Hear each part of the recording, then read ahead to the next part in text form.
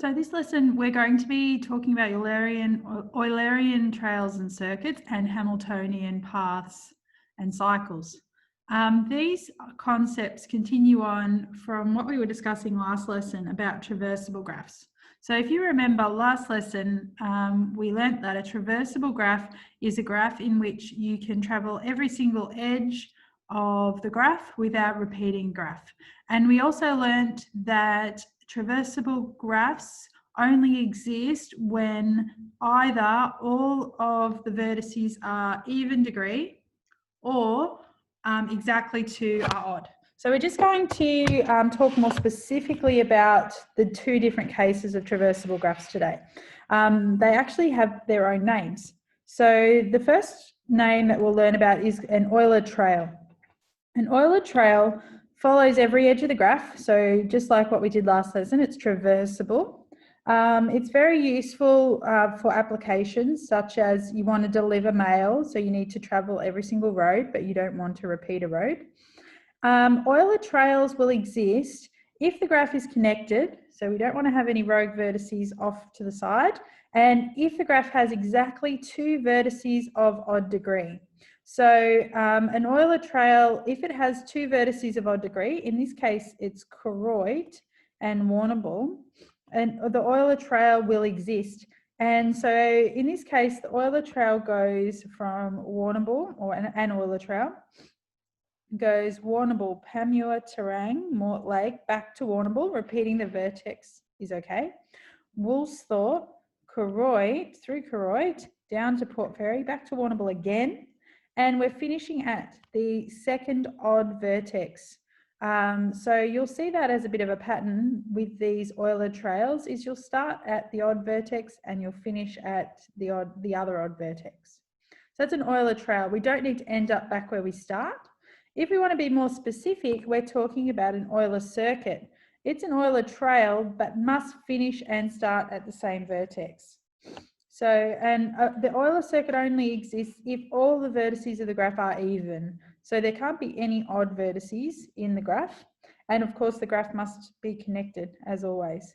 So with an Euler circuit, you can begin at or end anywhere you like. So for example, we start at C, we go D, E, back to C, then we go through to B, and then we go E, then B, E, A, B, and then back to C.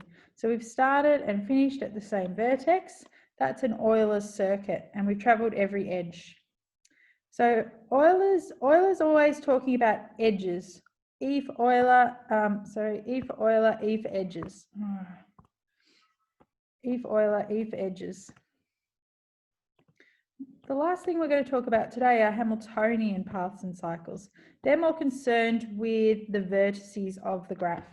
So a Hamiltonian path is where we need to visit every single graph, vertex of the graph. So there are also lots of applications for Hamiltonian paths and cycles.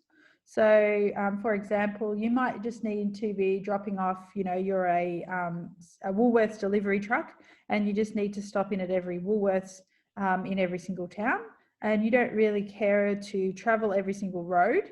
You're just interested in visiting the vertex.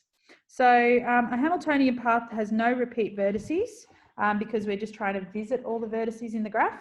And the example here is where we go from Port Fairy to Choroid, up to Woolsthorpe, Warrnambool, Mortlake, Terang, Panmure, and we visited every single town along the way. A Hamiltonian cycle is the Hamiltonian path that will start and finish at the same vertex, and the end vertex is the only repeat. So again, this is quite a useful application. For example, if you're a delivery truck or a school bus route, you're needing to go to all the bus stops. So we go A to B, B to C, C to D, D to E, and then E back to A. We don't need to travel every single edge. We're just worrying about going to all the vertices.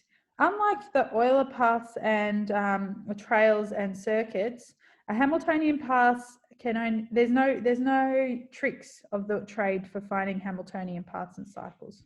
You can only find them just by winging it. So just by trial and error through the vertex. Whereas with your Euler, you've got, your two rules. You can only get an Euler trail if you have exactly two vertices of an odd degree.